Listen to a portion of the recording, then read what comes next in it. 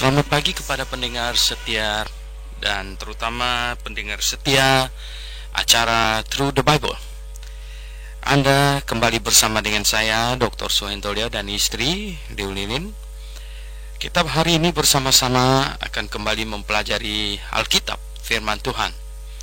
Hari ini kita tiba di Kitab Wahyu pasal yang keempat. Kitab Wahyu pasal yang keempat. Puji syukur kepada Tuhan, oleh penyertaannya kita hampir menyelesaikan kitab Perjanjian Baru. Dan kiranya Tuhan memimpin kita. Oleh sebab itu marilah kita berdoa terlebih dahulu sebelum kita membaca dan membahasnya. Bapa Surgawi, hari ini kami kembali mempelajari firman-Mu. Kami sangat tahu bahwa kami sangat membutuhkan pertolongan-Mu Tuhan, berkat-Mu dan pimpinan-Mu. Karena kami tahu ini firman-Mu, kami harus memahaminya sesuai dengan apa yang Engkau maksudkan. Oleh sebab itu ya Bapa di sorga, tolonglah kami untuk memahaminya. Pimpinlah hamba-Mu dan kami semua yang mempelajarinya bersama-sama. Kami berdoa dalam nama Tuhan Yesus Kristus. Amin. Oke pendengar yang kami kasih dalam Yesus Kristus, pasal 4 sangat pendek, hanya ada 11 ayat saja. Oke, silakan Lilin membacanya seluruhnya. Demikian bunyi firman Tuhan ayat 1. Kemudian daripada itu aku melihat sesungguhnya sebuah pintu terbuka di sorga, dan suara yang dahulu yang telah kudengar berkata kepadaku seperti bunyi sangkakala, katanya, naiklah kemari dan aku akan menunjukkan kepadamu apa yang harus terjadi sesudah ini. Segera aku dikuasai oleh Roh, dan lihatlah, sebuah tata terdiri di surga, dan di tata itu duduk seorang. Dan dia yang duduk di tata itu nampaknya bagaikan permata yaspis dan permata sardis. Dan suatu pelangi melingkungi tata itu gilang gemilang, bagaikan jamrud rupanya. Dan sekeliling tata itu ada 24 tata. Dan di tata-tata itu duduk 24 tua-tua yang memakai pakaian putih dan mahkota emas di kepala mereka. Dan dari tata itu keluar kilat dan bunyi guru yang menderu. Dan 7 obor menyala-nyala di hadapan tata itu. Itulah ketujuh roh Allah. Dan di hadapan tata itu ada lautan kaca bagaikan kristal di tengah-tengah tata itu, dan di sekelilingnya ada 4 makhluk penuh dengan mata, di sebelah muka dan di sebelah belakang. Adapun makhluk yang pertama sama seperti singa, dan makhluk yang kedua sama seperti anak lembu, dan makhluk yang ketiga mempunyai muka seperti muka manusia. Dan makhluk yang keempat sama seperti burung nasar yang sedang terbang. Dan keempat makhluk itu masing-masing bersayap 6 sekelilingnya, dan di sebelah dalamnya penuh dengan mata. Dan dengan tidak berhenti-hentinya mereka berseru siang dan malam, Kudus, kudus, kuduslah Tuhan Allah yang Maha Kuasa, yang sudah ada dan yang akan datang.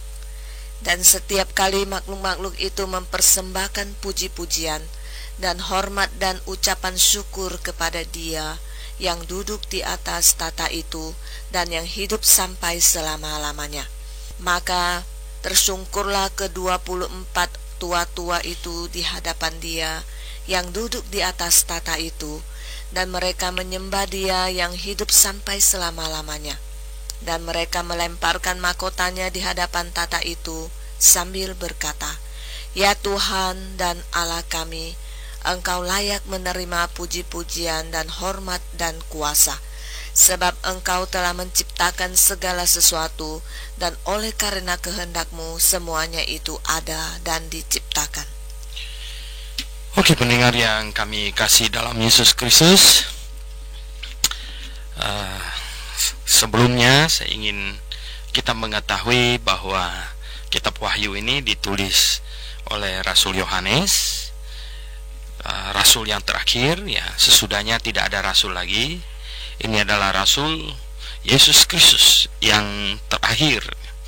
Dan Rasul Yohanes di masa akhir hidupnya melayani di kota Efesus, adalah pusat kekristenan di akhir abad pertama, pusat kekristenan, ya, sehingga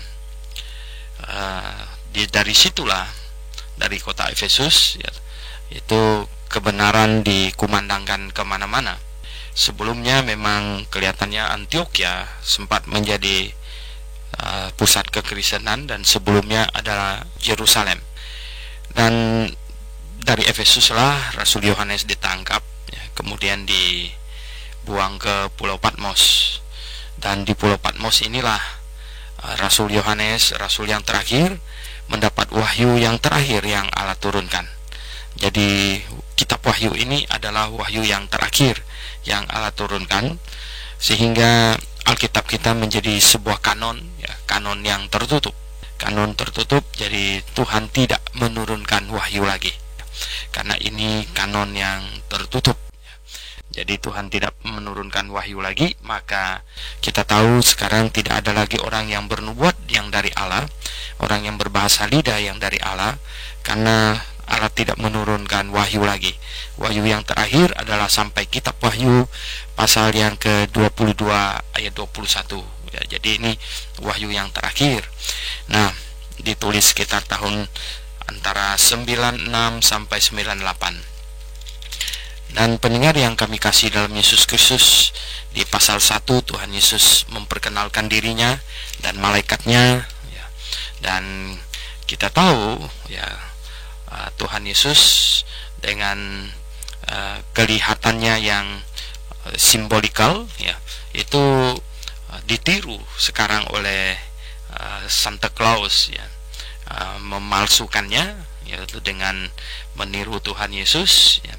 Dan sekarang bahkan menyedot perhatian, bahkan hati, serta, ya, segala kehormatan yang sepatutnya diberikan kepada Tuhan Yesus, sekarang orang berikan kepada Santa Claus. Nah, kemudian di pasal 2 dan pasal 3, ya, pasal 2 dan pasal 3 itu adalah teguran, pujian, dan segala keterangan mengenai jemaat lokal. Ada 7 jemaat lokal yang Tuhan ini kirimkan surat, ya, artinya yang menjadi alamat, ya, kitab Wahyu ini. 7 jemaat, ya, lokal di seputar kota Efesus, ya, di seputar kota Efesus. Jadi pendengar yang saya kasih dalam Yesus Kristus, ini mewakili zaman gereja, ya, mewakili zaman gereja, di mana sepanjang zaman gereja akan ada bervariasi jemaat lokal, ya, akan ada bervariasi jemaat lokal, tidak tergantung pada namanya tentu, tetapi tergantung pada pengajarannya. Sekali lagi, tidak tergantung pada namanya.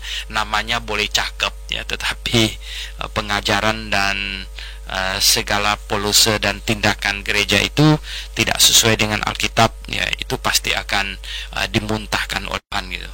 Jadi pendengar yang saya kasih dalam Yesus Kristus, di zaman jemaat ini, zaman gereja, ya, akan ada beraneka ragam gereja. Ada gereja yang, ya, kehilangan kasih mula-mula. Ada gereja yang, ya, akan mengalami penganiayaan sampai 10 hari, sampai sepenuhnya mengalami berbagai penganiayaan. Ada gereja yang ini menghadapi penyesatan dari pengikut Nikolaus, sebagai contoh Bileam, ya. Ada gereja yang di dalamnya penuh dengan intrik uang, gitu, ya, di dalamnya. Ada gereja yang di dalamnya, ya, ini sepertinya merasa dirinya kaya, dan ada gereja yang dipimpin oleh Nabia, ya, oleh Nabia ini yang mengajarkan, ya, menyesatkan, ya, umat-umat Tuhan, ya. Dan ada gereja yang, ya, dikatakan di sini ini sepertinya dia merasa dirinya hidup padahal dia mati, katanya ada yang demikian. Ada gereja yang bagus, ya, yang seperti Philadelphia, yang walaupun walaupun kecil namun dia hebat gitu ya, mengasihi Tuhan, mematuhi firman-Nya. Ada gereja yang suam-suam kuku ya, yang tidak panas tidak dingin dan lain-lain sebagainya. Jadi pendengar yang kami kasih dalam Yesus Kristus, 7 jemaat ini sebenarnya adalah contoh ya, adalah contoh kasus ada berbagai gereja di muka bumi ini. Jadi pendengar yang kami kasih dalam Yesus Kristus, nah sekarang ya kita tahu jauh-jauh lebih banyak gereja dibandingkan dengan pada abad pertama, akhir abad pertama ya. Sekarang gereja ada banyak, denominasi banyak sekali, sehingga bahkan orang jadi bingung ya, yang manakah yang benar, yang manakah yang kita harus ada di dalamnya. Nah, karena gereja semakin banyak, maka tidak bisa bagi kita untuk menjadi orang Kristen yang pengikut buta gitu, maka Anda pasti akan habis ya, tersesatkan. Nah, pendengar yang saya kasih dalam Yesus Kristus, mari mengikut dengan mata yang tercelik gitu. Mari mengikut dengan kritis malah ya. Dan perlu diketahui bahwa sejak Tuhan Yesus kembali ke surga, tidak ada satu orang pun yang bisa mengikuti Tuhan langsung ya. Tuhan juga tidak mengutus rasul lagi. Jadi sekarang tiap-tiap orang Kristen yang sudah diselamatkan, dia menjadi pengikut Tuhan melalui mengikuti gembala yang mana. Jadi tiap-tiap jemaat itu ada gembala, ya ada gembala. Jadi Anda mengikuti gembala yang mana, gitu ya.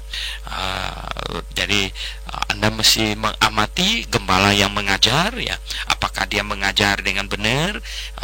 Apa yang diamati? Ada tiga hal yang sangat penting diamati, yaitu motivasi pelayanannya, motivasinya, kemudian doktrinnya, pengajarannya. Ya, pengajaran, apakah pengajarannya benar gitu, sesuai dengan Alkitab, apakah kesimpulannya masuk akal gitu. Nah, kemudian yang ketiga adalah moral ya, moralnya. Ya, jadi pendengar yang saya kasih dalam Yesus Kristus, mari kita sama-sama membuat penilaian ya. Dan bagi pelayan-pelayan Tuhan, saya ingin katakan kepada Anda bahwa ya, berwaspadalah ya, hati-hatilah.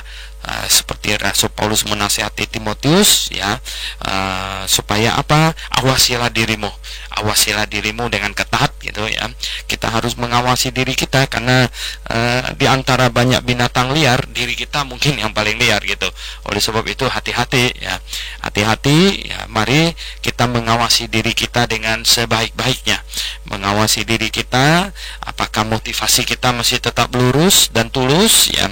Awasilah pengajaran kita, apakah pengajaran kita sesuai dengan akal sehat dan sesuai dengan ayat Alkitab. Jadi dua hal, akal sehat dan ayat Alkitab.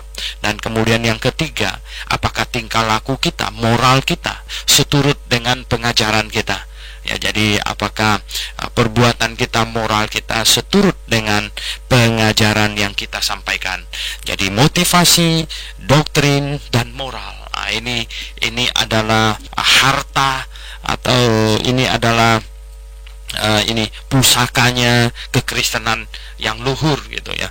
Jadi kita perlu tahu bahwa kita sungguh-sungguh ya, tiga hal ini sangat-sangat penting, yaitu motivasi dan pengajaran doktrinal, kemudian moral yang mengikuti itu. Nah, tiga-tiganya harus benar. Inilah tepung 3 sukat ya, tepung 3 sukat. Nah, kita tahu itu. Nah, pasal 3 selesai, berarti masa gereja selesai gitu ya. Masa gereja selesai. Nah, oleh sebab itu tidak bisa tidak untuk menafsirkan bahwa mulai dari pasal 4 itu sudah bicara sesudah pengangkatan ya, sesudah pengangkatan atau sesudah rapture.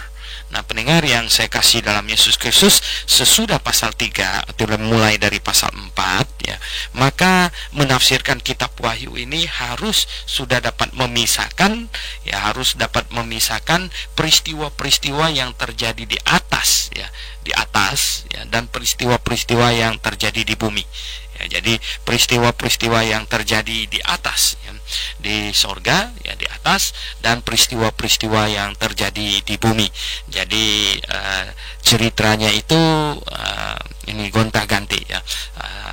ada berbicara tentang di atas sana, kemudian berbicara tentang di bawah. Nah, kita harus dapat melihatnya. Jadi begini ya, yang perlu diketahui adalah peristiwa di dalam kitab Wahyu ini mulai dari pasal 4, dia bukan sambung menyambung gitu, tetapi dia bisa tumpang tindih ya, dia bisa tumpang tindih. Artinya begini, ketika mencatat keadaan yang terjadi di atas, di bumi terjadi sesuatu padahal waktunya bersamaan, tetapi tentu mencatatnya harus mencatat yang satu dulu, kemudian baru yang lain, sehingga kalau kita baca sepertinya sesudah ini baru ini, padahal tidak, dalam waktu yang bersamaan gitu. Jadi pendengar yang saya kasih dalam Yesus Kristus, nah beginilah kita harus melihat Alkitab, yang menafsirkan Alkitab dengan benar gitu. Nah, tentu harus dengan akal sehat ya. Kemudian ya, untuk supaya bisa memahami pasal 4 ke atas ini dengan baik, maka kita tahu bahwa kitab Wahyu ini banyak memakai ini ya, simbolik ya, memakai simbol-simbol ya, memakai banyak simbol ya. Oleh sebab itu kita harus hati-hati dengan simbol ya. Jangan sampai ya yang literal kita jadikan simbol, terus yang simbol kita jadikan literal. Nah, ini memilah-milah ini yang agak sulit ya kelihatannya. Oke, jadi pendengar yang saya kasih dalam Yesus Kristus, nah kita lihat ya, jadi ada beberapa hal yang perlu dipegang. Tentu tetap harus memakai akal sehat, dan kemudian ayat Alkitab. Nah, ini dua ini ya, jadi akal sehat yang Tuhan pasangkan di kepala kita, kemudian ayat Alkitab yang Tuhan berikan kepada kita sebagai penuntun, dan kita bisa bertemu dengan kebenaran ketika kedua hal itu dipadukan di tangan kita. Oke, pendengar yang kami kasih dalam Yesus Kristus, kita lihat sekarang di pasal 4 katanya, kemudian daripada itu aku melihat ya, sesungguhnya sebuah pintu terbuka di sorga. Nah, sebuah pintu terbuka di sorga, jadi ini bisa merupakan sebuah simbol bahwa ini ya, sekarang terjadi pengangkatan ya, simbol terbuka di sorga, dan suara yang dahulu yang telah ku dengar ya, berkata kepadaku seperti bunyi sangkakala. Nah, kita teringat bahwa pada saat hari pengangkatan tiba di dalam 1 Tesalonika pasal 4 ya. Kalau kita lihat di 1 Tesalonika pasal 4 akan didahului dengan sangkakala berbunyi. 1 Tesalonika pasal 4 kalau dari ayat 13 sampai dengan 18 ya, di situ dikatakan ya, yaitu pada waktu sangkakala berbunyi ya, karena pada waktu tanda diberi, pada waktu penghulu malaikat ya, ayat 16 ya, sebab pada waktu tanda diberi, yaitu pada waktu penghulu malaikat berseru dan sangkakala Allah berbunyi, maka Tuhan sendiri akan turun dari sorga, dan mereka yang mati di dalam Kristus akan lebih dahulu bangkit. Setelah itu kita yang hidup, yang masih tinggal, akan diangkat bersama-sama dengan mereka dalam awan menyongsong Tuhan di angkasa ya, dan diangkat dalam awan. Nah, diangkat ini pakai bahasa Latin, rapture ya, rapture itu demikianlah kita akan selama-lamanya bersama-sama dengan Tuhan. Karena itu hiburkanlah seorang akan yang lain dengan perkataan-perkataan ini. Nah, pendengar yang kami kasih dalam Yesus Kristus, nah kita lihat di pasal 4 ini, Yohanes katanya dia mendengar sangkakala berbunyi. Sangkakala berbunyi, pintu sorga terbuka ya, ada suara yang dahulunya berkata kepadanya, berkata ya, seperti bunyi sangkakala katanya, naiklah kemari, aku akan menunjukkan kepadamu apa yang harus terjadi sesudah ini. Jadi naiklah kemari ya. Nah, pendengar yang saya kasih dalam Yesus Kristus, jelas yang akan ditunjukkan itu adalah sesuatu yang di depan ya, bukan yang sudah terjadi, tetapi yang di depan, yang masih jauh di depan. Nah, pendengar yang kami kasih dalam Yesus Kristus, nah, hari pengangkatan adalah hari yang terindah ya, hari yang terindah. Mungkin banyak pendengar ingin tahu hari pengangkatan adalah hari apa ya, dan lain sebagainya. pendengar yang saya kasih dalam Yesus Kristus, ya, ini adalah hari yang kita tunggu-tunggu, ya, tetapi jangan kecewa kalau Tuhan menunda kedatangannya. Itu adalah karena Dia mengharapkan supaya lebih banyak lagi orang bisa diselamatkan. Kalau Tuhan menunda kedatangannya, ya berarti ya itu Tuhan menunggu dengan sabar supaya lebih banyak lagi orang diselamatkan, ya. Jadi kita kita tidak boleh egois, ya, kita tidak boleh egois mentang-mentang kita sudah diselamatkan lalu kita bilang Tuhan, ya, Tuhan nggak usah tunggu yang lain lagi gitu. Enggak, jangan begitu, ya.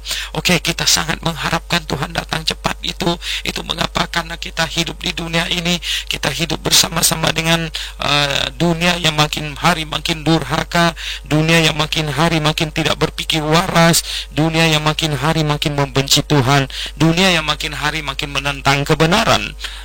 Pendengar yang saya kasih dalam Yesus Kristus, ya, orang benar akan hidup dalam kesusahan seperti Lot yang menderita di kota Sodom, katanya, ya, menjelang dia dibawa. Nah, pendengar yang kami kasih dalam Yesus Kristus, ya, jadi kelihatannya sekarang ini saat pengangkatan ini sudah sangat dekat, ya, sudah sangat dekat. Saya katakan mengapa? Karena tanda-tanda yang Tuhan berikan itu semuanya sudah ini tergenapi. Tinggal sekarang bunyi sangkakala berbunyi dan kemudian kita akan terangkat. Nah, pendengar yang saya kasih dalam Yesus Kristus, orang yang terangkat itu yang bagaimana? Yang bagaimana? Apa setiap orang yang menyebut dirinya Kristen akan terangkat? Oh no, ya, tidak demikian. Orang yang terangkat adalah orang yang sungguh-sungguh sudah dilahirkan kembali, yang di dalamnya ada Roh Kudus. Roh Kudus yang tinggal di dalam orang itulah yang akan merubahnya, tubuhnya menjadi tubuh kebangkitan, tubuhnya menjadi tubuh yang tidak lagi terikat pada gravitasi bumi ini. Jadi kita akan terangkat naik ke sana. Nah, pendengar yang saya kasih dalam Yesus Kristus, kalau Anda mau terangkat, maka hanya ada syarat ini. Bertobatlah dengan sungguh-sungguh, ya. Bertobat itu artinya mengaku diri orang berdosa dan menyesali dosa kita, ya, menyesali dosa kita, dan percayalah dengan sepenuh hati. Percaya apa? Percaya Yesus Kristus, ya. Percaya Yesus Kristus sebagai juru selamat, bahwa Dia telah menggantikan Anda dihukum di atas kayu salib. Dengar baik-baik, Dia menggantikan Anda dihukum di atas kayu salib, dan Anda, ya, sekarang sedang hidup menggantikannya. Orang yang akan terangkat adalah orang yang sudah agree, sudah setuju, sudah mengaminkan Yesus dihukumkan menggantikan dia, dan kini ia sedang hidup bagi Yesus Kristus. Apakah Anda sedang hidup bagi Yesus Kristus atau Anda hidup bagi dirimu sendiri?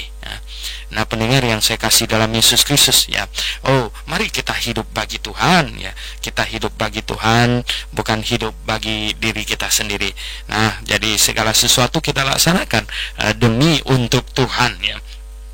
Oke, pendengar yang kami kasih dalam Yesus Kristus, nah, sesudah Anda diselamatkan yang tadi itu, yaitu bertobat dan percaya dengan segenap hati bahwa Yesus Kristus telah menggantikan Anda dihukum dan kini Anda sedang menggantikan Dia hidup. Nah, kalau Anda menggantikan Yesus hidup, saya kasih tahu, kalau Anda menggantikan Yesus Kristus hidup, yang Tuhan Yesus mau Anda lakukan dalam menggantikan Dia hidup di muka bumi ini, yang nomor satu, yang paling penting dari segala-galanya adalah Anda berjemaat dengan benar. Anda menggabungkan diri dengan jemaat yang Alkitabiah, karena jemaat yang Alkitabiah itu adalah tubuhnya, ya. Itu jadi tanggung jawab yang paling utama, ya, hal yang paling Tuhan inginkan dari seorang yang sudah diselamatkan adalah bergabung ke dalam jemaat yang benar, yang Alkitabiah. Kalau Anda ada sedang di dalam jemaat yang salah, yang tidak Alkitabiah, saya katakan kepada Anda bahwa Tuhan sangat sedih dan Tuhan sangat khawatir pada Anda. Mengapa? Ya, karena mungkin, ya, sangat mungkin Anda akan terhanyut, ya. Karena apa? Ya, namanya Anda berkumpul di situ, ya, berkumpul menjadi satu tubuh di dalam jemaat yang tidak benar, yang tidak Alkitabiah, ya. Maka Anda akan terhanyut ke dalamnya.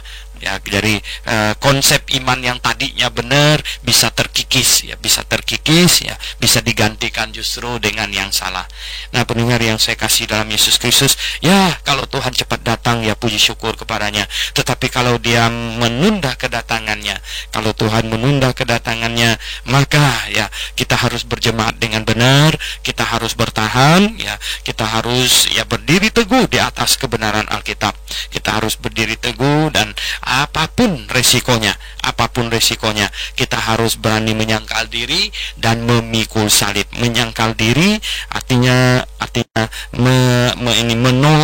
menolak keinginan diri kita, keinginan kedagingan kita, itu menyangkal diri, dan memikul salib. Memikul salib itu apa? Orang yang pikul salib pada zaman Tuhan Yesus itu orang yang dihukum mati. Ya, tidak ada orang yang orang baik-baik itu pikul salib itu yang dihukum mati. Jadi pendengar yang saya kasih dalam Yesus Kristus, kata Tuhan kita harus menyangkal diri dan pikul salib, itu artinya kita harus menolak ya tuntutan diri kita, keinginan kedagingan kita, ego kita, dan kemudian kita siap mati bagi Tuhan. Oh pendengar yang saya kasih dalam Yesus Kristus, kalau Anda pasang harga paling tinggi, siap mati bagi Tuhan, orang yang siap mati bagi Tuhan itu sudah tidak takut menderita. Ya, orang yang siap mati itu tidak takut menderita. Orang yang tidak takut menderita itu tidak takut yang namanya digojlok, diolok dan lain sebagainya ya, dan segala macam tindakan yang berusaha untuk melecehkannya. Karena apa? Dia sudah menganggap remeh penderitaan dan dia sudah siap mati ya. Orang yang ngancam mau bunuh, orang yang siap mati itu kan konyol, betul nggak? Dia sudah siap mati, kamu masih ngancam mau bunuh dia, bagaimana sih gitu. Jadi pendengar yang saya kasih dalam Yesus Kristus, nah pengangkatan ya. Nah, kalau terjadi pengangkatan gimana? Anda pasti terangkat. Oh puji Tuhan kalau terangkat ya. Oh kalau saya yakin pasti terangkat punya ya. Makanya saya selalu menyebut Maranatha ya. Maranatha artinya apa? Tuhan segeralah datang. Nah, orang yang tidak pasti terangkat tidak berani menyebut Maranatha ya. Mengapa? Ya, karena Maranatha Tuhan datang malah dia tidak terangkat, bagaimana ya? Nah, orang yang yakin pasti terangkat bilang Maranatha, Tuhan ya datanglah segera ya. Nah, pendengar yang kami kasih dalam Yesus Kristus, kita lihat lagi ke dalam nats kita ini, yaitu Wahyu pasal 4. Bunyi sangkakala naiklah kemari, katanya menunjukkan kepadamu apa yang harus terjadi sesudah ini. Jadi ya, kitab Wahyu ya mulai pasal 4 dan seterusnya itu tidak bisa disangkal, adalah apa? Adalah mengenai hal yang akan datang, katanya. Mengenai hal yang akan datang. Seberapa jauh akan datang? Ya memang tidak ada ini disebutkan waktunya. Jadi anytime sebenarnya sejak waktu itu. Nah, pendengar yang saya kasih dalam Yesus Kristus ya, kita lihat ya sampai sekarang kita menantikan kedatangan Tuhan. Tidak jadi persoalan ya. Selama-lamanya orang menantikan Tuhan ya sekian puluh tahun lah, sesuai dengan panjang umurnya itu ya. Artinya kalau Tuhan menunda untuk satu generasi lagi, generasi ini akan berlalu, yang akan pergi ke tempatnya gitu. Nah, pendengar yang kami kasih dalam Yesus Kristus, nah, kita lihat di sini dikatakan ya, apa yang akan terjadi sesudah ini, katanya.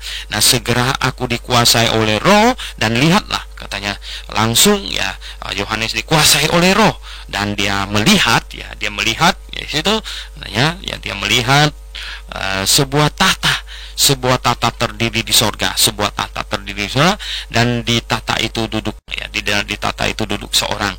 Ini kayak seorang gitu ya, dan dia yang duduk di tahta itu nampaknya bagaikan ya. Jadi ada satu pribadi yang duduk di tahta itu, dan dia yang duduk di tahta itu nampaknya bagaikan permata yaspis. Yaspis ini bening ya, seperti kaca gitu, dan permata sardis. Sardis ini merah ya. Jadi sardis merah ya, ini bening merah, dan suatu pelangi melingkupi tahta itu, gilang gemilang ya. luar biasa ya.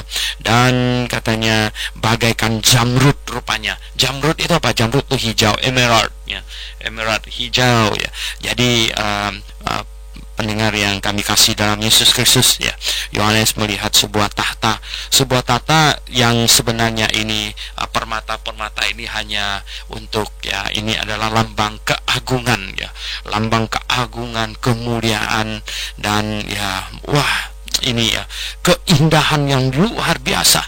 Oh pendengar yang saya kasih dalam Yesus Kristus ya, sekarang ini permata-permata ini kalau kita omongkan di depan para ibu-ibu ini, wah mereka bisa pikir ini bisa jadi giwang, ini bisa jadi anting you know. Oh pendengar yang saya kasih dalam Yesus Kristus ya, mulianya tubuh kita pada saat terangkat itu, kita tidak membutuhkan ini hiasan-hiasan lagi ya. Kalau ada ibu-ibu yang suka hiasan, saya katakan kalau Anda sungguh-sungguh sudah bertobat percaya kepada Tuhan Yesus ya, kata Rasul Petrus maupun Rasul Paulus katanya ya, janganlah ini merawat tubuh, mempercantik jadi pesolek begitu ya. Mengapa?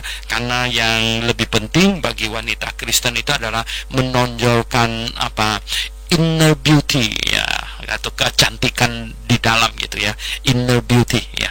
Oh pendengar yang saya kasih dalam Yesus Kristus ya, wanita Kristen harus ini menekankan, harus mengutamakan inner beauty-nya gitu ya, bukan yang bagian luarnya ya, bukan outward-nya ya, bukan outward ini beauty-nya, tapi inner ya, inner beauty-nya. Nah pendengar yang saya kasih dalam Yesus Kristus, kalau Anda suka ini hiasan, nanti ketahuilah ya, kita berjalan di atas permata-permata gitu ya. Kita akan berjalan di atas permata-permata. Di sini dikatakan ya, tahtanya yaitu permata yaspis yang bening gitu, dan ada permata sardis yang merah gitu ya. Dan suatu pelangi melingkupi tahta itu ya. Pelangi berwarna-warni berarti ya. Pelangi itu gilang gemilang katanya, bagaikan jamrud. Juga ada jamrud itu hijau ya, dan rupanya ya. Dan katanya sekeliling tahta itu ada 24 tahta ya. Dari pendengar yang saya kasih dalam Yesus Kristus ya, kita lihat ya, jadi ini ada sebuah tahta dilihat oleh Yohanes, tahta yang gilang gemilang ya. Tidak ada raja di muka bumi ini, apalagi presiden ya toh, tidak ada yang memiliki tahta yang seindah itu ya. Jadi itu adalah tahta ilahi. Dan pendengar yang saya kasih dalam Yesus Kristus ya, kita tahu bahwa Allah adalah pribadi yang mulia, dan kita nanti pergi ke surga, kita akan mendapatkan kemuliaan ya, kemuliaan. Oh kita akan diberi kemuliaan. Nah pendengar yang saya kasih dalam Yesus Kristus, kemuliaan, seberapa kemuliaan Anda akan peroleh? Nah nomor satu kan diselamatkan dulu, yaitu bertobat dan percaya kepada Tuhan Yesus dengan segenap hati. Nah kalau Anda sudah bertobat dan percaya kepada Tuhan Yesus dengan segenap hati, nah pasti akan masuk surga, tentu beriman sampai akhir, sampai mati ya, seperti yang dikatakan di pasal 2 ayat 10 ya, yaitu beriman sampai mati, kita akan bersama dengan Tuhan. Nah orang-orang yang tidak bertobat dan tidak percaya kepada Tuhan Yesus, mereka akan pergi bersama dengan iblis, karena tempatnya di sana gitu. Jadi pendengar yang saya kasih dalam Yesus Kristus, nah apakah di sorga semua orang sama kemuliaannya? Oh berbeda ya, berbeda, karena di dalam Injil Matius pasal 5 ayat yang ke-19 ya, bahkan katanya akan menduduki tempat yang lebih tinggi dan lebih rendah ya. Di sorga ada tempat yang lebih tinggi, lebih rendah. Nah juga di ini ya, di Markus pasal 12 ayat 40 kasih tahu bahwa yang dihukum di neraka apa semuanya dihukum sama berat? Oh tidak ya. Yang dihukum di neraka itu ada yang dihukum lebih berat, ada yang dihukum lebih ringan. Nah, jadi pendengar yang saya kasih dalam Yesus Kristus, saya mau Anda memahami begini ya. Barang siapa yang bertobat dan percaya kepada Tuhan Yesus akan masuk surga. Ya, yang tidak bertobat dan tidak percaya kepada Tuhan Yesus akan masuk ke neraka. Tetapi orang-orang yang masuk ke neraka ya, itu dihukum berbeda-beda. tingkat beratnya, tentu sesuai dengan semua perbuatannya di muka bumi ini. Ya, mereka akan dihukum di situ. Dan kemudian yang masuk surga, ya, yang masuk surga itu adalah yang bertobat dan percaya kepada Tuhan Yesus. Nah, apakah masuk surga semua orang akan dalam kondisinya sama, menerima kemuliaan yang sama? Tidak. Juga akan ditentukan dari perbuatannya, Tetapi jangan sampai kacau, kita tidak masuk surga oleh perbuatan. Kita tidak masuk surga oleh perbuatan, namun ketika kita sudah masuk surga oleh karena bertobat dan percaya kepada Tuhan Yesus, semua perbuatan kita dihitung oleh Tuhan gitu. Oh, jadi beda misalnya seseorang yang pada waktu umur 17 tahun percaya Tuhan Yesus, ya, kemudian dia melayani Tuhan dengan waktunya, dengan uangnya semuanya, dengan yang percaya Tuhan Yesus umur 70 tahun, habis percaya Tuhan Yesus tinggal beberapa hari lagi mati gitu. Masuk surga dua-duanya. Oke, dua-duanya masuk surga. Jelas yang melayani Tuhan sejak umur 17 akan mendapat kemuliaan yang lebih dari yang 70 tahun baru percaya Tuhan. Nah, pendengar yang saya kasih dalam Yesus Kristus, itulah upah, ya, itu upah. Kalau masuk surga itu bukan upah. Masuk surga itu hadiah. Ya, masuk surga itu hadiah. Tapi kemudian kita ada upah, ya. Ada upah. Upah itu artinya sesuatu yang disesuaikan dengan apa yang kita lakukan. Sedangkan hadiah itu memang dikasih cuma-cuma gitu. Ya, jadi masuk surga itu cuma-cuma, ya. Tetapi kemuliaan, mahkota dan lain sebagainya, ya, itu adalah upah. Nah, pendengar yang saya kasih dalam Yesus Kristus, kita lihat, ya, kita masuk ke surga, tahta yang mulia, yang luar biasa agung dan mulianya. Kemudian katanya, dan sekeliling tahta itu ada 24 tahta, dan di tahta-tahta itu duduk 24 tua-tua. Ada banyak perdebatan tentang 24 tua-tua ini, ya. Ada yang berkata ini ada 24 tua-tua itu adalah 12 tua-tua dari perjanjian lama, 12 tua-tua dari perjanjian baru, macam-macam, ya, yang memakai pakaian putih dan mahkota emas di kepala mereka.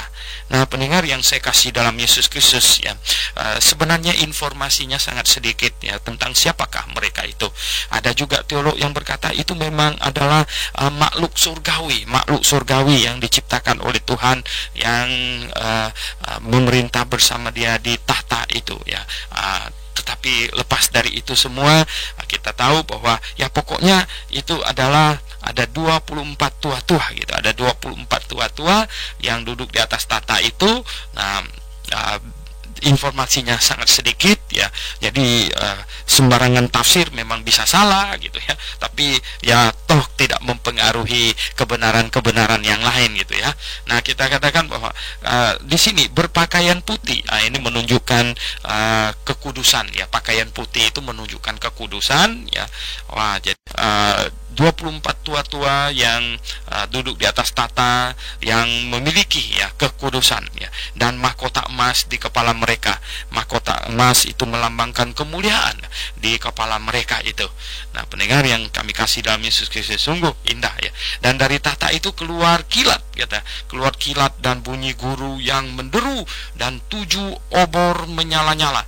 Nah, pendengar yang saya kasih dalam Yesus Kristus, ya, kilat, ya, bunyi guru menderu itu di perjanjian lama adalah simbol kedatangan, kehadiran Tuhan, ya. Kehadiran Tuhan. Kita ingat Elia, ya, habis dia berperang dengan itu Nabi Baal semuanya itu, kemudian ya dia lari ke atas gunung, dia mendengar bunyi guntur guru segala macam. Nah, ini, ya, bunyi guru guntur, ya, kilat, ya. Kalau ingat kembali di Gunung Sinai dulu itu adalah kehadiran Allah, ya, kehadiran Allah. Jadi pendengar yang saya kasih dalam Tuhan Yesus, 7 obor yang menyala-nyala di hadapan tahta itu. Nah, 7 obor ini, kesaksian atau pancaran kebenaran, ya, pancaran kebenaran menyala-nyala di hadapan tahta itu, ya. Itulah ketujuh roh Allah, Jadi 7 roh Allah itu artinya roh ilahi, ya. 7 itu angka ilahi, ya. Nah, pendengar yang saya kasih dalam Yesus Kristus, ya, itu keadaan di surga yang terbuka, yang dilihat oleh Yohanes ya karena, dan di hadapan tata itu ada lautan kaca ya bagaikan kristal, jadi bening gitu, bening ya, lautan kaca bagaikan kristal. Di tengah-tengah tata itu ya bagian di tengah-tengah tata itu ya, dan katanya di sekelilingnya ada 4 makhluk ya, 4 makhluk penuh dengan mata. Nah 4 makhluk ini ya, makhluk apa ini ya?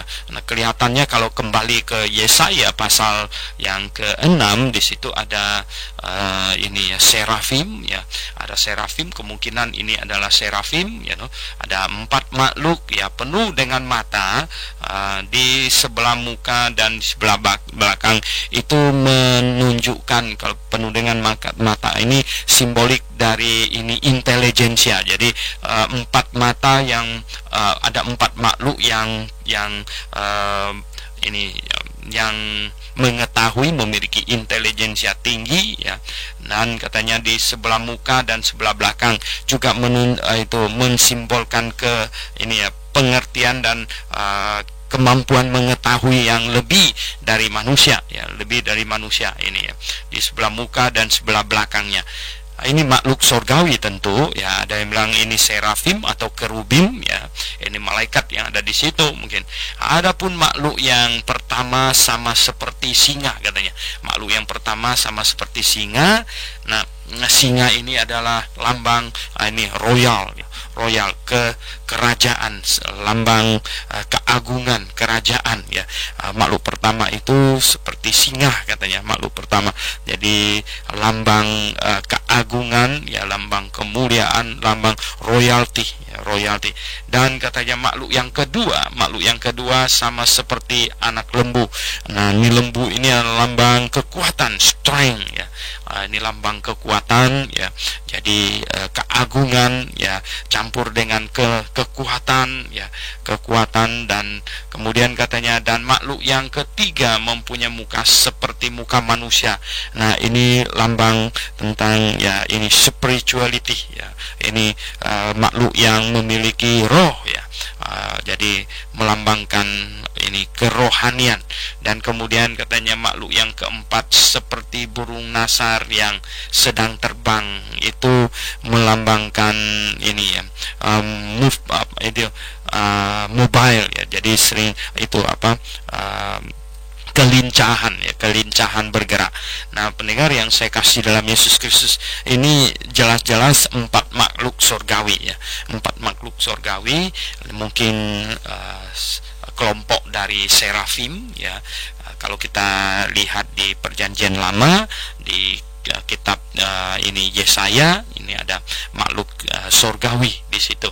Nah, pendengar yang kami kasih dalam Yesus Kristus, kalau kita lihat ya, jadi kita perlu mengetahui bahwa selain Allah menciptakan makhluk-makhluk di bumi ini dan manusia, di sorga ada makhluk-makhluk yang lain yang diciptakan ya di sorga, tapi semuanya diciptakan oleh Allah ya. Jadi ada makhluk yang surgawi dan ada makhluk yang ada di bumi ini ya. Kita adalah makhluk di bumi ini yang paling canggih gitu.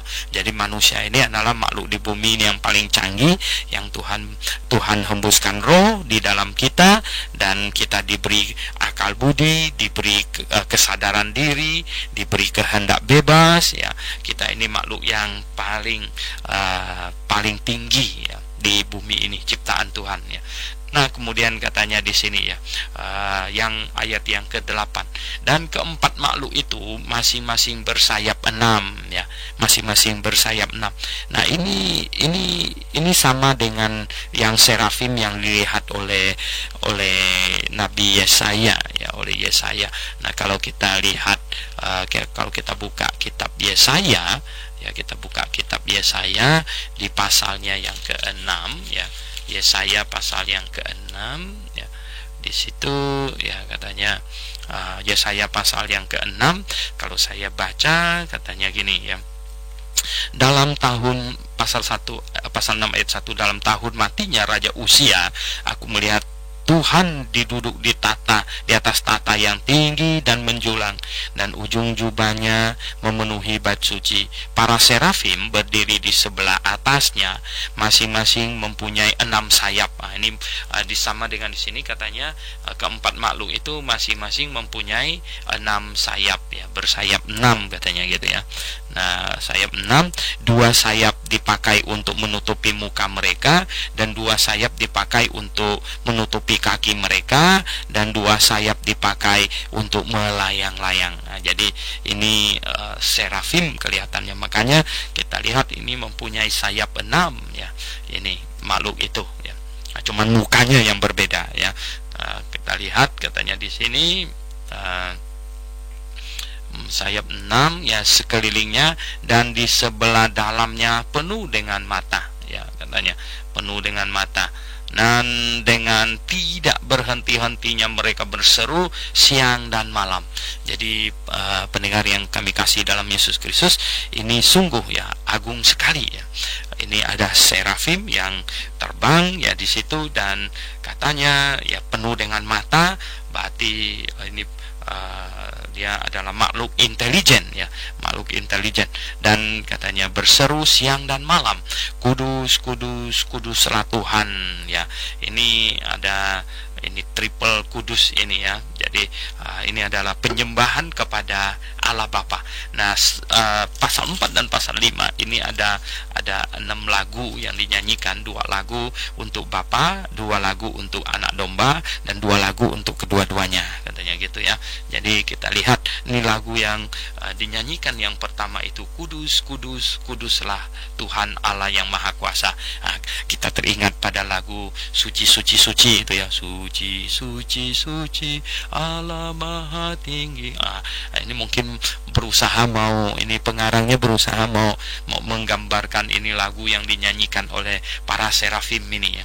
Kudus kudus kuduslah Tuhan Allah yang Maha Tinggi. Ini adalah satu pujian kepada Allah ya, pujian kepada Allah. Nah, pendengar yang saya kasih dalam Yesus Kristus ya, nanti ya kita masuk surga nanti apa kita kerja gitu ya. Ada banyak orang tanya gini, nanti masuk surga kita kerja apa gitu ya, kita bikin apa di sana. Oh, pendengar yang saya kasih dalam Tuhan Yesus ya, nanti di surga kita bikin apa? Di surga kita hidup memuji Tuhan ya, kita hidup menikmati kemuliaannya, menikmati kemuliaan kita ya. Ada perasaan sukacita yang tak pernah berhenti gitu, perasaan sukacita, ada perasaan senang yang tak pernah habis gitu. Nah, pendengar yang saya kasih dalam Yesus Kristus ya, pada saat itu tidak ada perubahan lagi ya. Indah sekali. Pernahkah Anda merasa sukacita dalam hidup Anda seketika Anda merasa? Coba Anda renungkan ya, saat mana Anda paling sukacita dalam hidup Anda? Coba sukacita yang lebih dari itu lagi yang tidak pernah berhenti. Anda ya dapat bayangkan itu ya. Pernahkah Anda merasa bahagia? Di saat mana Anda paling bahagia rasanya? Coba Anda bayangkan, ada bahagia yang jauh-jauh lebih dari itu lagi, yang tidak pernah berhenti. Pendengar yang saya kasih dalam Tuhan Yesus, intinya ya, nanti kalau di sorga kita hanya mengagumi Tuhan, mengagumi kemuliaannya ya. Apakah kita akan jadi bosan? Tidak ada orang bosan bahagia ya, nggak ada. Kalau kita menderita bosan itu banyak gitu, aduh susah kita bosan ya. Tapi kalau bahagia bagaimana bisa bosan ya. Nah, pendengar yang saya kasih dalam Tuhan, kemudian dikatakan yang sudah ada dan yang akan datang. Ini adalah menunjukkan bahwa dia adalah yang kekal gitu, yang kekal ya, jadi eternity past ya, jadi ini kekal di masa lalu, dan ya everlasting future. Jadi ini tak pernah ini ya berakhir di depan itu ya. Jadi kekal selama-lamanya ya, dialah itu. Dan katanya di ayat yang ke-9, dan setiap kali makhluk-makhluk itu yang mempersembahkan puji-pujian ya, rupanya mereka diciptakan untuk memuji Allah ya. Betapa mungkin suara mereka sungguh merdunya luar biasa. Apakah mereka ini juga kelompoknya yang datang bernyanyi bagi para gembala ketika Tuhan Yesus dilahirkan ya sebagai manusia. Mungkin paduan suara surgawi datang, diboyong datang dan nyanyi untuk para gembala. Oh, pendengar yang saya kasih dalam Yesus Kristus, betapa beruntungnya para pendengar, para gembala itu ya, mereka bisa menghadiri konser gitu, konser yang penyanyi pemusiknya itu adalah makhluk surgawi, bayangkan ya. Nah, betapa beruntungnya mereka. Oh, pendengar yang sekalian, ini katanya makhluk-makhluk itu mempersembahkan puji-pujian dan hormat dan ucapan syukur kepada Dia yang duduk di atas tata itu dan yang hidup sampai selama-lamanya. Nah, siapa sebenarnya yang sengaja ada kata yang hidup sampai selama-lamanya? Ini Tuhan Yesus ya, Tuhan Yesus ya. Nah, ini orang saksi Yehova mesti, dari kelompok saksi Yehova mesti mempelajari kitab Wahyu, mesti melihat bagaimana ini ya, yang duduk di tata, anak domba disembah dan lain sebagainya. Ya, ini menunjukkan bahwa sifat keilahiannya. Jadi tata itu yang hidup sampai selama-lamanya. Untuk ya, kata hidup sampai selama-lamanya untuk ini untuk menjadi opposite ya, kebalikan dari dia mati di atas kayu salib. Jadi jangan menyangka dia mati di atas kayu salib habis, tapi dia hidup selama-lamanya. Maka tersungkurlah ke-24 tua-tua itu di hadapan dia yang duduk di atas tata itu. Maka 24 itu pun turut menyembah ya, menyembah dan di hadapan dia yang duduk di atas tata itu, dan mereka menyembah dia yang hidup sampai selama-lamanya ya, yang hidup sampai selama-lamanya. Dan mereka melemparkan mahkotanya ke hadapan tata itu. Itu adalah sebagai lambang memberi hormat ya, melemparkan mahkota sambil berkata, katanya apa? Sambil berkata, ya Tuhan dan Allah kami, ya Tuhan dan Allah kami, Engkau layak menerima puji-pujian dan hormat dan kuasa, sebab Engkau telah menciptakan segala sesuatu, dan oleh karena kehendak-Mu semuanya itu ada dan diciptakan. Oh, pendengar yang saya kasih dalam Yesus Kristus, ini lagu kedua yang dinyanyikan ya, lagu kedua yang dinyanyikan katanya ini melemparkan mahkotanya ya di hadapan tata itu sambil berkata, ya Tuhan dan Allah kami, ya Engkau layak menerima pujian. Ya betul ya, yang layak menerima puji-pujian adalah Allah yang maha kuasa dan yang menciptakan langit dan bumi dan surga segala isinya itu. Dan pendengar yang saya kasih dalam Yesus Kristus ya, jadi ini adalah satu ungkapan rasa kagum ya, ungkapan rasa kagum yang setinggi-tingginya. Dan inilah memang yang sepatutnya diberikan oleh makhluk yang diciptakan gitu loh. Ya, inilah yang sepatutnya, karena kita ini ciptaan Tuhan yang memiliki intelijen ya, kemampuan berpikir ya. Bukankah di dalam kita memberikan sembah sujudnya apa ya, kepada siapakah kita sembah sujud ya? Kepada sang pencipta. Nah, hanya kepada dialah yang layak menerima puji-pujian, dialah yang layak menerima hormat, kuasa dan semuanya ya, menerima hormat ya, segala puji-pujian dan hormat dan kuasa, sebab Engkau telah menciptakan segala sesuatu. Jadi pendengar yang saya kasih dalam Yesus Kristus, nah satu hal yang tidak boleh sampai lupa adalah bahwa kita tahu ya, hanya Allah saja yang disembah, hanya Allah saja, hanya pribadi ilahi saja yang disembah ya, yang disembah oleh makhluk baik yang di sorga maupun yang di bumi, di mana-mana ya, hanya Allah saja yang disembah oleh segala makhluk ciptaannya itu. Oleh sebab itu pendengar yang saya kasih dalam Yesus Kristus ya, nah mengapa kita percaya bahwa Yesus Kristus itu adalah pribadi Allah? Karena dia menerima penyembahan, ya.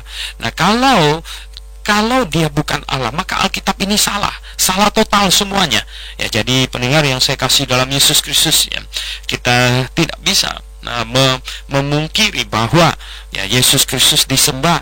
Misalnya kita di Matius pasal 28 ya, Injil Matius pasal 28, ketika Tuhan Yesus sudah bangkit dan sebelum naik ke sorga, di ayat 16 katanya, dan ke-11 murid itu berangkat ke Galilea, ke bukit yang telah ditunjukkan Yesus kepada mereka. Ketika melihat dia, mereka menyembahnya, tetapi beberapa orang ragu-ragu ya, ketika melihat dia, mereka menyembahnya menyembahnya, tetapi beberapa orang ragu-ragu katanya. Yesus mendekati mereka dan berkata, "Kepadaku telah diberikan segala kuasa di sorga dan di bumi." Artinya jangan ragu menyembahnya. Pendengar yang saya kasih dalam Yesus Kristus, ya itulah yang patut kita lakukan, yaitu menyembah kepada Allah, menyanyikan puji-pujian baginya, ya memuliakan namanya, meninggikan Dia dengan hati kita, Artinya hati kita menghormatinya, menyanjungnya dengan segenap hati kita. Itulah yang patut diberikan oleh makhluk ciptaannya. Kalau kita makhluk yang ciptaannya yang berbudi, makhluk ciptaannya yang berpengertian, dan kalau kita bijak, maka kita patut menyembahnya. Kita patut memberikan apa yang patut diterima oleh Dia sebagai pencipta yang maha tinggi. Oke, pendengar yang kami kasih dalam Yesus Kristus, nah, kita lihat ya, beginilah Wahyu pasal 4 ya. Tentu besok kita akan lanjutkan lagi ya. Mari kita berdoa. Bapa di sorga, kami pada pagi hari ini sudah membahas firman-Mu, kitab Wahyu, dan kami sampai di pasal yang keempat. Mohon Tuhan pimpin, Tuhan berkati, biarlah kami dapat menyelesaikan kitab Wahyu ini. Dengan demikian Tuhan, kami membahas seluruh kitab perjanjian baru selesai.